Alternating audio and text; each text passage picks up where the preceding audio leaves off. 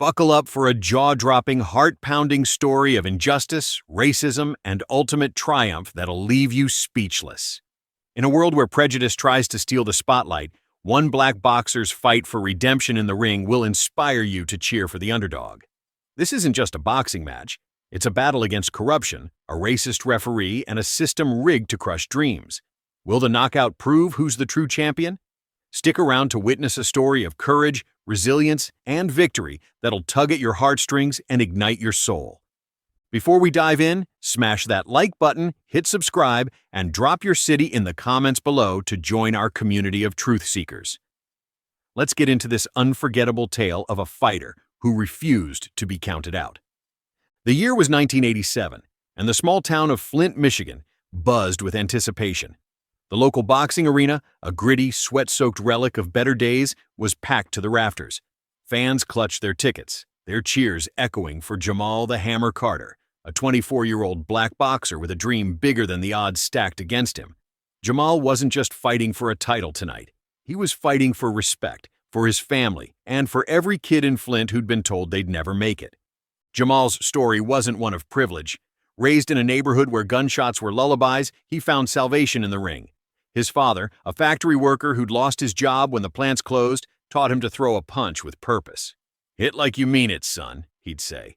"The world won't give you nothing for free." Jamal's mother, a nurse working double shifts, prayed over him before every fight, whispering, "God's got you, baby." Tonight's fight was the biggest of Jamal's career, a shot at the Midwest welterweight championship against Tommy the Titan Russo, a white boxer with a silver spoon and a cocky grin. Russo's team had money, connections, and a reputation for playing dirty. Whispers swirled that the referee, Frank Malone, was in their pocket. Malone, a grizzled veteran with a history of questionable calls, had a smirk that didn't sit right with Jamal's trainer, Coach Eddie. "Watch him, kid," Eddie warned. "He's got no love for fighters like you." The bell rang, and the arena erupted. Jamal moved like lightning, his jabs sharp, his footwork flawless. Russo, bigger and slower, relied on brute force, but Jamal's speed was a problem. Round one was a clinic. Jamal landed clean shots, dodging Russo's wild swings. The crowd roared, chanting, "Hammer! Hammer!" But Malone's eyes never left Jamal, his whistle quick to call minor infractions. A slight push, point deduction, a low jab, clearly legal. Another warning. By round three, Jamal was down on points, not because of Russo, but because of Malone's biased calls. In the corner, Coach Eddie was livid.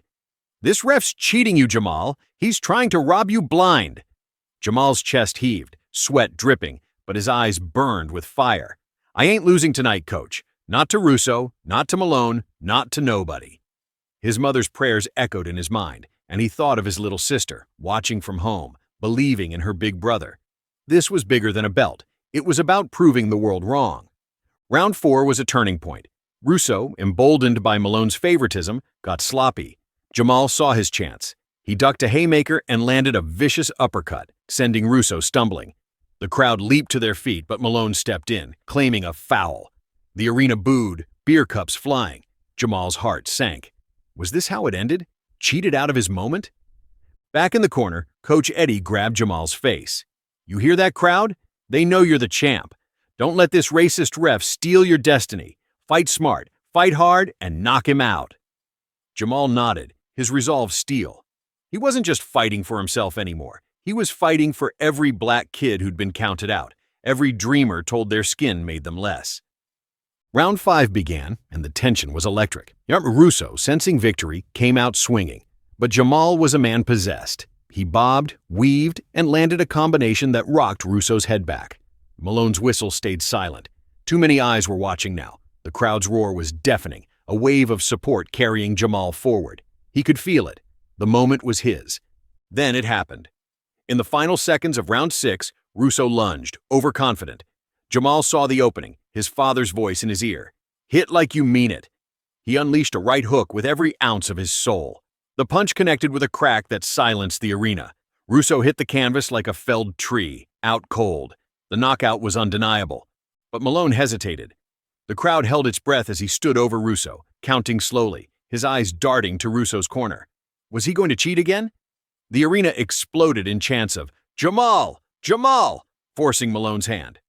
At the count of 10, he raised Jamal's arm, his face sour.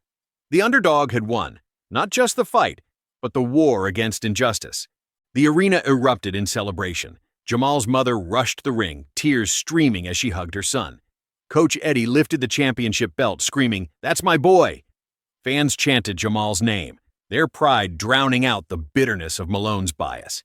In that moment, Jamal wasn't just a boxer. He was a symbol of triumph over racism, a beacon of hope for a community that needed it. As the cameras flashed, Jamal took the mic. His voice was steady, powerful. "This ain't just for me," he said.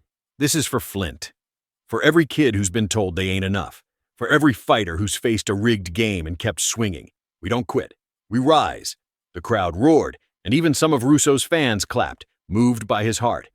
The aftermath was electric. Local papers ran headlines like "Hammer Smashes Prejudice" and "Jamal Carter, the People's Champ." Malone's reputation took a hit. Investigations into his biased calls gained traction, and he was quietly sidelined. Jamal's victory sparked conversations about fairness in sports, shining a light on systemic racism that had lingered too long. Years later, Jamal opened a gym in Flint, training kids for free. He'd tell them his story, pointing to the faded poster of his championship night. "The world will try to cheat you," he'd say, "but you keep fighting. You're stronger than their hate." His sister, now a lawyer, worked to reform sports regulations, inspired by her brother's courage. Jamal's knockout wasn't just a punch, it was a statement. He proved that no referee, no system, no prejudice could stop a champion with heart.